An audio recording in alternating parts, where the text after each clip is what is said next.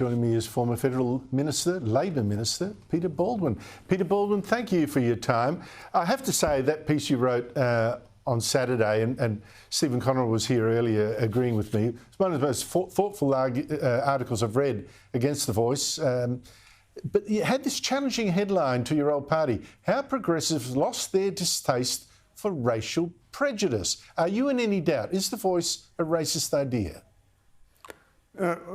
Well, if you look at the International Convention for the Elimination of All Forms of Racial Discrimination, it clearly contravenes that. It introduces a new mechanism which provides a way for one racially defined group to exert additional influence on both the Parliament and the executive government.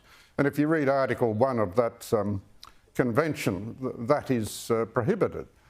That's considered to be racial discrimination. And there is provision in Article 1.4 for what are characterised as temporary measures to address particular forms of disadvantage. But the expectation, and this is stated explicitly, is that these things will expire.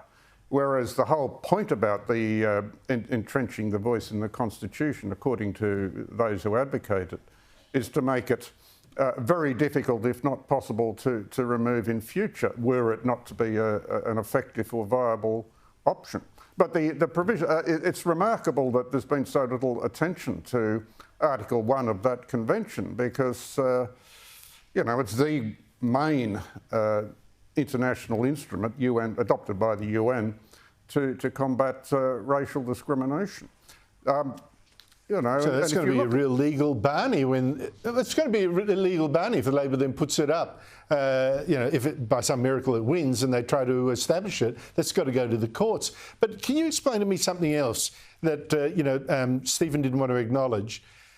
Why is Labor for what it used to be against? It used to be against racial discrimination. Now it is for racial discrimination, as long as the race is the white race in this case, if there's such a thing as a white race. Why that change? How's that happened?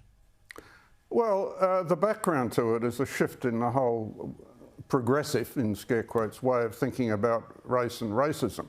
The quote you cited from Scott Stephens is quite extraordinary. If you just imagine if you were to substitute black or brown for white in there. So, Scott Stephens says being white is a profound or radical sin. Being white. It's just extraordinary. It is. I find that quite useful because it encapsulates in a very clear form the transition of progressive ideology from a commitment to racial equality to an ideology of racial guilt.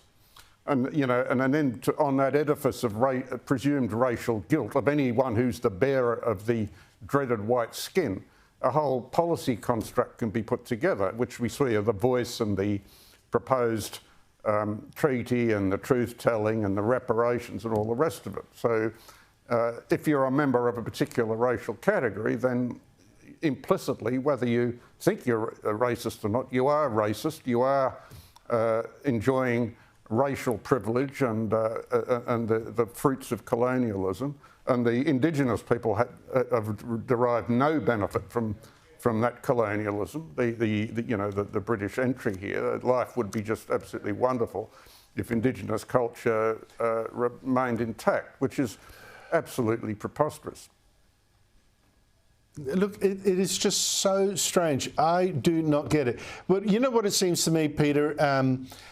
It's a capture by Labor of the new tribalism, in a form of cultural Marxism, I think you mentioned in your piece, where you're tribal, so you're no longer against racism as a principle, you just are in favour of it as long as it supports your preferred tribe. Is that what's going on here? Well, one of the chief theorists of what we call critical race theory, the kind of theoretical underpinning of a lot of this, Ibram X. Kendi, explicitly calls for what he calls anti-racist racial discrimination. So you need racial discrimination to redress racial discrimination. I mean, it's a bizarre, I just find the whole thing both obnoxious and bizarre. And the worst thing about it is that it's rife in academia, and via academia it's sort of this kind of ideology is entered into all spheres of society. Yeah, I once read but the worst thing about it... source. Sorry? Yeah, Peter, I've got to go. I once read a quote I can't source that every revolution starts with a philosopher sitting in his study on his own by the fire. And that's how it goes. It spreads, and suddenly it's overwhelming. Peter Baldwin, I urge everyone to read your piece in The Australian. It was brilliant. Thank you so much for your time.